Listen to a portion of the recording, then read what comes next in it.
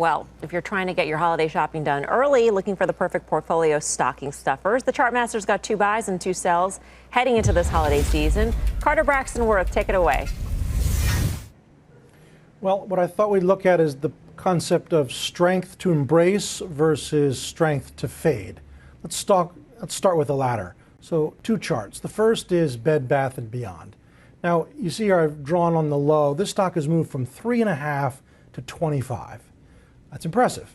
But the real question is anything changed? This is a stock that peaked at $80 in 2015, which is to say the weakness of the pandemic was just accentuating what has been an ongoing problem.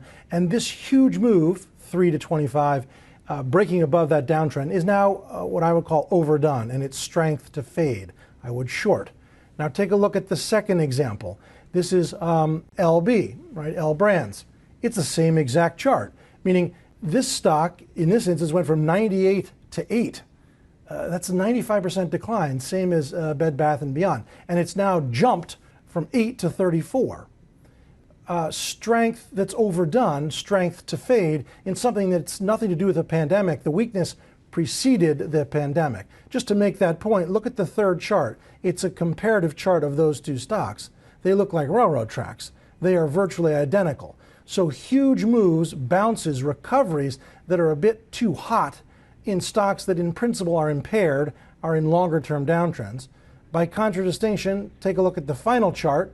And BK, you just referenced these 2 stocks exactly. This is a comparative chart of Target and Walmart. So the concept Target, Walmart, strong over the past 8-10 months. So too has been Bed Bath & Beyond and LB.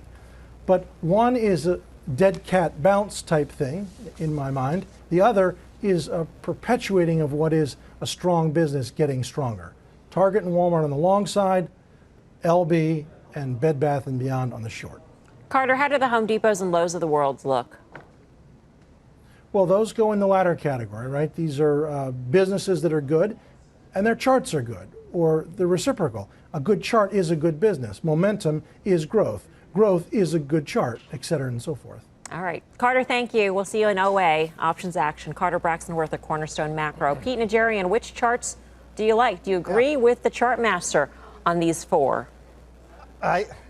Well, I agree with him on a couple of those. I think Target still has plenty of room to the upside. And the reason that I think so, Mel, is it's no longer about just the essentials. This is exactly what Brian Cornell was outlining. He said, look, when they go to the rest of the store, that's when we're starting to really get into the margin area of our business. And so that's true, I think, of Walmart as well. Both of them have great e-commerce. The one difference where I'd push back on Carter a little bit is when you look at Bed Bath Beyond, you look at Mark Triton and what he's done since he's gotten there. He's only been there a year, Mel. He completely changed the C-suite. He changed everything about how their business model works. It's not about discounts anymore. It's about digital and how they're going to grow in the digital side of things, which they grew 89% year over year when you look at this last quarter. So I think they've done a lot of things right, and I think they've changed, they've morphed into something different. And this is a 30-year veteran. This is a guy who was at Timberland, he was at Nike, he was at Target. So he understands the process. And I don't think this is it for Bed Bath & Beyond. I think there's plenty of more upside. Take a look at the cash flow last quarter. I mean, it's extraordinary, $750 million.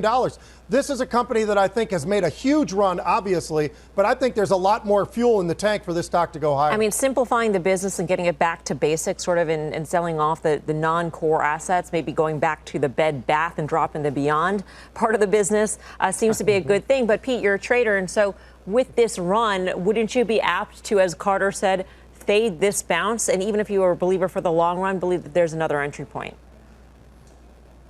Well, I'm sure you could sit back on and wait for something like that, Mel, but you might be waiting for a long time. I'm not really sure. Quite honestly, all we've seen from the option standpoint, the derivatives world, we have seen call buyers since the stock was in the 14s all the way up to these levels where it is right now and continue to buy higher strikes. So I'll continue to roll along with them. Full disclosure, I own calls right now in Bed Bath Beyond for that reason. I think there's more upside. Grasso. Yeah, Bed Bath & Beyond has a 57% short interest. So all things being equal, when you look at the RSI above 70, a relative strength index above 70 indicates overbought. This one's at 85. Yes, it should be overbought, but with a short interest of 57%, a lot of people have to cover quickly in order for that run to be over. I don't think it's over yet. I'm in agreement with Pete as well. I'll throw in another name on top of Target, Costco. Jeffries just raised their price target from $321 all the way up to $435. Last sale, $380. That one you could probably make a couple of percentage points to the upside. And I'm being facetious, a couple meaning 10 to 20% more to the upside. Wow. Bonawyn, you get the last word in retail. Yeah, so I'll just add a quick anecdote about Bed Bath & Beyond, right? So, like, I will say, yes, the short interest has been between 50 and 60%. I think some of that call buying is also people at least being able to define their risk and covering some of the shorts via options. Nike's a company that I'm looking at in terms of their international exposure. We've talked about a blue wave, blue sweep, and what that might mean for taxes. I think looking at international sales and having higher gross margin business might be something that you want to look at there.